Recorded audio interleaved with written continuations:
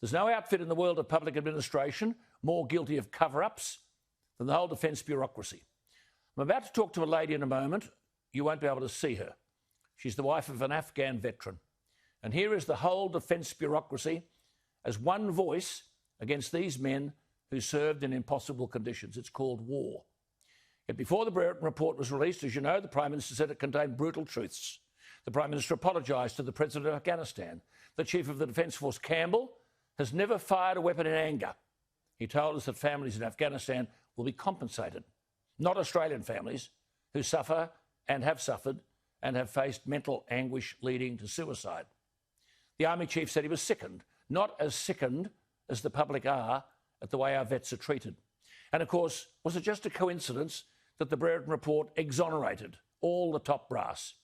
Then, of course, as I told you, the letters patent, signed by Prime Minister Hawke in 1991 to create the meritorious unit citation, they were altered by Prime Minister Morrison on July 13 last year, 5 months before the release of the Brereton report. Altered to give every bureaucratic man and his dog, from the Prime Minister down, the power to revoke the meritorious unit citation from everyone who served in Afghanistan. Everyone. 5 months ahead of the release of the Brereton report. And remember, as I've told you, part of the Special Forces' role in Afghanistan was to have a partner force, Special Afghan Police, on the ground. In fact, each of our missions had to have approval from the Afghan government for their activities. Yet during the conduct of all the operations in Afghanistan, no report was ever made by the Afghan partner forces of any atrocities by Australians. This is where Australians feel ashamed, and the Morrison government and the defence top brass should bow their heads in abject disgrace. I'll say one thing of the government: they may not even know what I'm about to tell you, because long before the Brereton report was released on November 19, men who served in Afghanistan were being collared, interrogated, humiliated and mentally destroyed by defence heavyweights from Brereton down. It started as early as March last year. I've spent time with one of these families. One of the wives joins me. I'll call her Mary. It's not her name. Mary, thank you for your time this evening. You won't be able to see Mary. Your husband loved his work in the Defence Force. Am I right in saying he was in the Army for 22 and a half years? Yes, Alan. And he had 7 deployments in total, 3 to Afghanistan in under 2 years, one rotation being only 90 days after the other. And I understand he did approximately 250 missions in 2 years. And he came home, am I right, in 2013? Correct. Yes. Right. Yes, now, he continues his defence work. He was worried about his future if he left the Army, because they don't prepare you in any way, do they, for life beyond service? Not at all, no. It's true, isn't it, that the high rates of suicide are a consequence of our returned soldiers unable to adjust? It is true, absolutely, yes. I won't go into the work of scholarship that your husband was doing to prepare himself for life beyond the Army, and also to hopefully assist in changing things for the better for our serving and returned soldiers. But it's true, isn't it? Your husband loved the military and he wanted to make it better. Yeah, he did, Alan. He absolutely adored being in the military. It was his entire life. But your husband was advised that the Brereton team wanted to interview him. He drove, am I right, 20 minutes for the interview. He came home and told you, his wife, that you should leave him.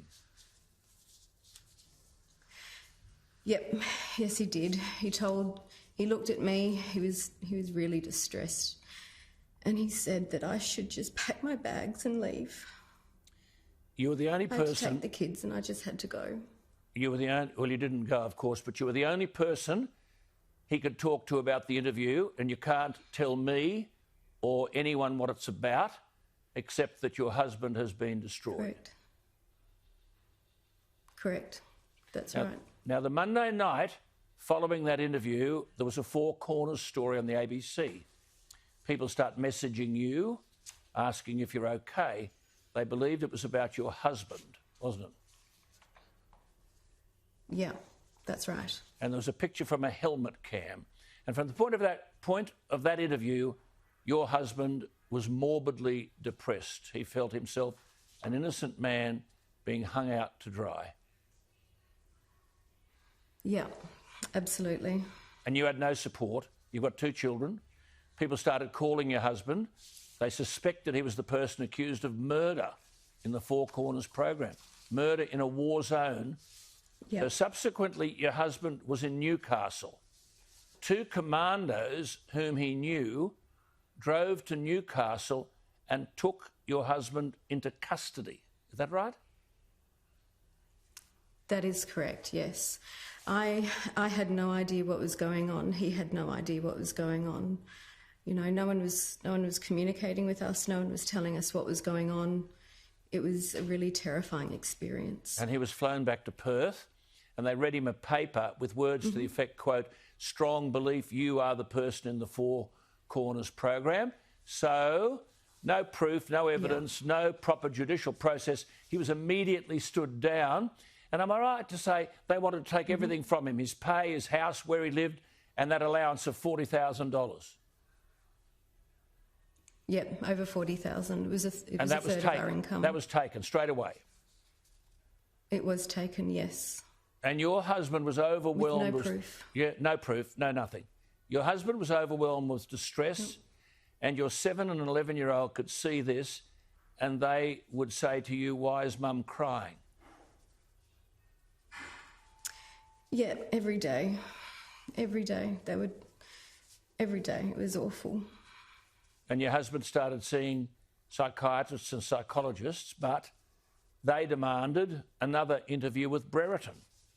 Your husband couldn't make it, so the psychologist went, and you, Mary, had the feeling, based on how the Inspector General of the Australian Defence Force were pushing for more and more interviews, that they most probably pushed so hard they'd want your husband and the other men they were hunting to kill themselves. That's what you felt.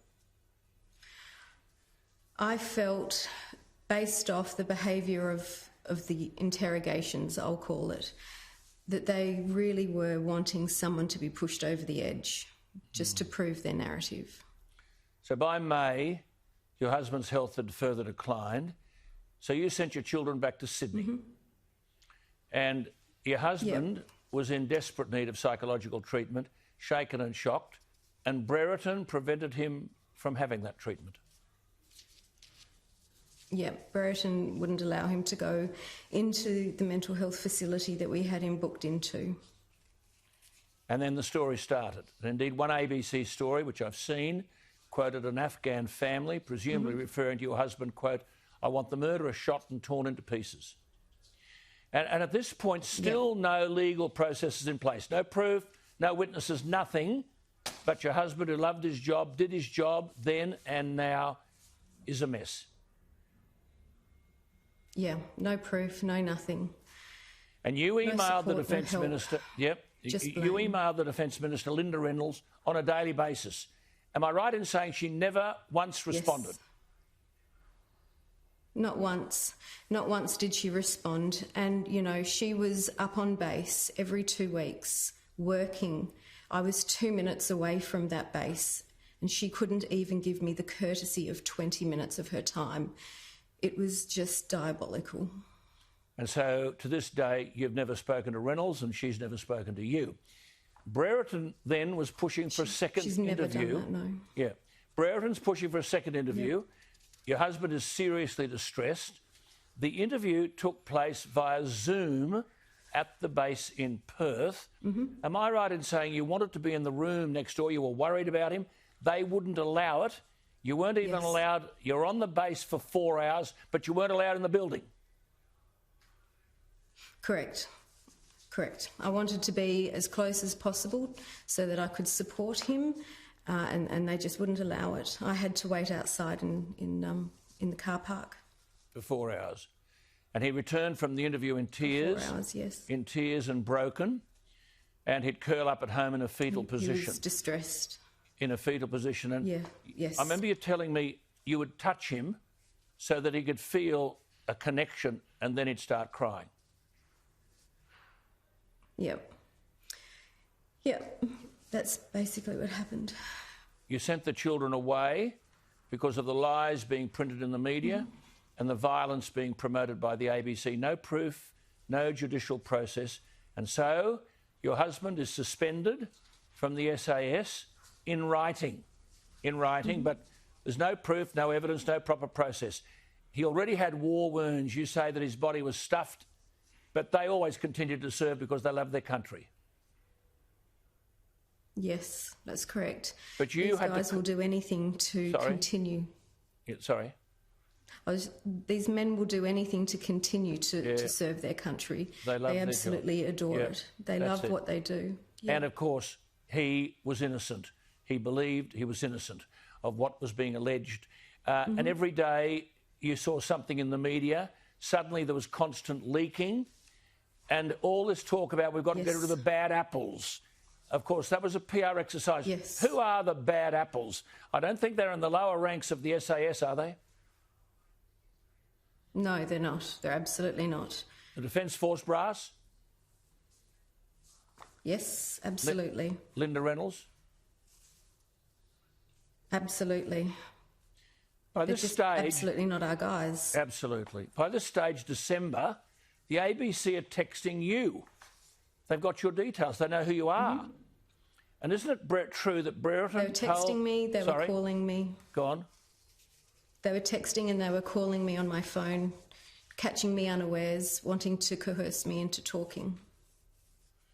And it's true, isn't it, that Brereton told your husband that they had enough credible information about him, etc., but Brereton didn't interview all the witnesses, just picked those who suited their narrative? Correct. As a wife of 22 years with a husband that's been in combat and seen all those deployments, are these people who've never seen combat capable of judging men in active service in appalling circumstances, which is called war? Are they capable of sitting in judgment on others? I do not believe so. No, I do not believe so. I don't believe anyone that hasn't stepped a foot in a war zone is capable of judging these men. The only men that are capable of judging these men are men that have been in their position, who have had bullets whizzing past their heads, who understand the magnitude of what they are dealing with on the ground. Someone sitting in an office has absolutely no idea what they are dealing with. We're just showing some pictures here of the terrain that your husband and his colleagues had to navigate. It's just beyond belief. Then they start sending your husband as PAPs, potentially accused persons, in December, just before Christmas. You're given 14 days to respond. Your husband was one of the last to get one, so he asked for an extension. It was denied. Your husband felt that Brereton was putting heat on your husband's defence team to stop the extension. Correct. But begrudgingly, he got 2 to 3 days, but you've had no response. No response at all.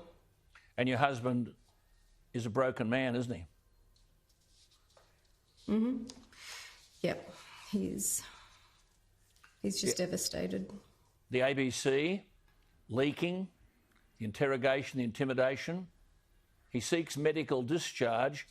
Am I right in saying that the doctor at the base said he too had a broken heart, knowing how much your husband loved serving his country and the injustice of all this? He did, and he was wonderfully supportive and just so very, very sorry for how he was being treated. Not just him, though, many, many other men who are in the same position that we are. So medical appointment after medical appointment, all confirming how broken down your husband's body was. He feels hunted now, you told me, doesn't he? Yes. He was just doing his job. How do you feel? I'm devastated. I'm devastated that a man who has given over 22 years of his life for a country that he absolutely adores can have their back turned on them like this. It's just immoral. It is immoral. We saw last week the inhumanity of the government and the Defence Minister, and God knows who else, to a young woman. Yeah. This inhumanity, though, is rife, isn't it, within the defence hierarchy? It is. It is. And your husband's the latest victim. What happens now, Mary? Well, unfortunately, this is just one of many horrendous stories that we have, Alan. And, you know, I would like to hope that I can get as many of these stories out as possible, because we are not the only ones that are going through this situation, and it's really not good enough. Mary, let me tell you something. I just want you to know that the nation watching this won't cop this treatment of people we have sent to war, and we're here to help people like your husband and you and your children. So as I told you at the weekend, we'll stay in touch. But viewers, let me say this to you. This is modern Australia. This is a metaphor for how men are treated who are sent to war. Brereton's the hero because he's the author of the report. Are we serious? I'll tell you something. The sovereignty of our country is at great risk. If this is how we treat people who make the selfless sacrifice to serve, why would you join up? Not only has this vet suffered, I can tell you I've spoken to Mary and her eyes are filled with grief. Who'd walk in their shoes, Mary? I thank you for your time. Thank you for the courage for speaking to us tonight. Give our very best to your husband and the children, and we'll be back in touch. Thank you very much, Alan. I appreciate your time. Not at all.